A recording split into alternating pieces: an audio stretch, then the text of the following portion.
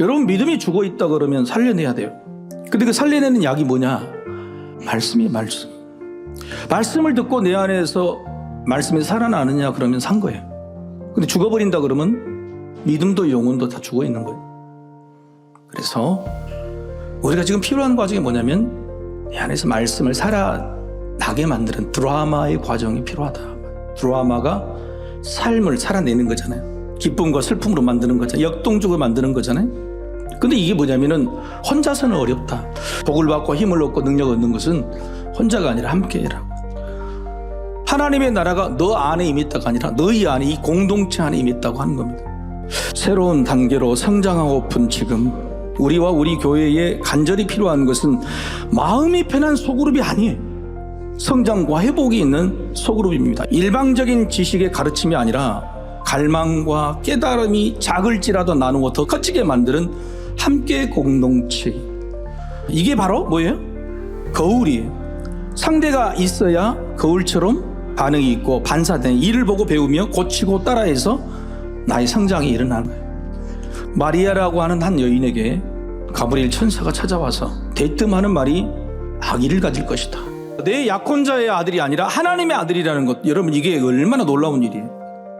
여러분 마리아가 이걸 믿을 수 있었을까요? 자, 가브리엘 천사가 이 마리아를 그것 때문에 설득하러 온 거예요. 어떻게 설득했을까요?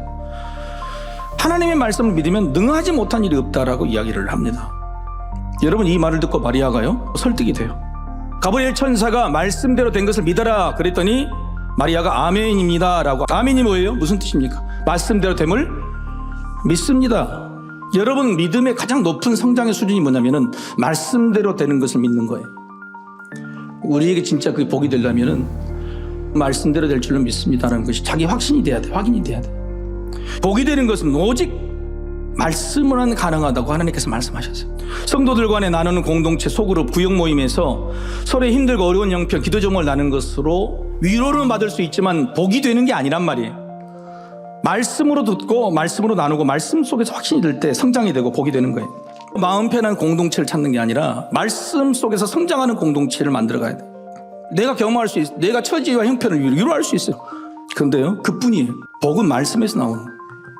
사람의 말 속에 사람의 처지 경험이 아니라 하나님의 말씀 속에서 위로와 설득이 되면 마리아와 엘리사벳의 이야기가 내 이야기가 될 수 있다고 하는 겁니다. 성경에 하나님의 나라 이야기로 만드는 드라마, 그게 믿음이 되고 힘이 되는 겁니다. 드라마로 만들어서 뭔가 끌어내야 돼요. 사람의 이야기는 드라마가 될 수 없어요. 하나님의 나라 이야기를 드라마로 만들어낼 때 거기에 진짜로 평안이 있고 힘이 있고 위로가 있고 해결이 되는 거예요. 이게 바로 말씀 거울입니다. 말씀 거울. 말씀이 다른 사람, 아니 살아가는 사람에게서 거울로 반사되고 반응될 때 그 거울에 비친 나의 모습이 기억이 되고 힘이 되는 거예요.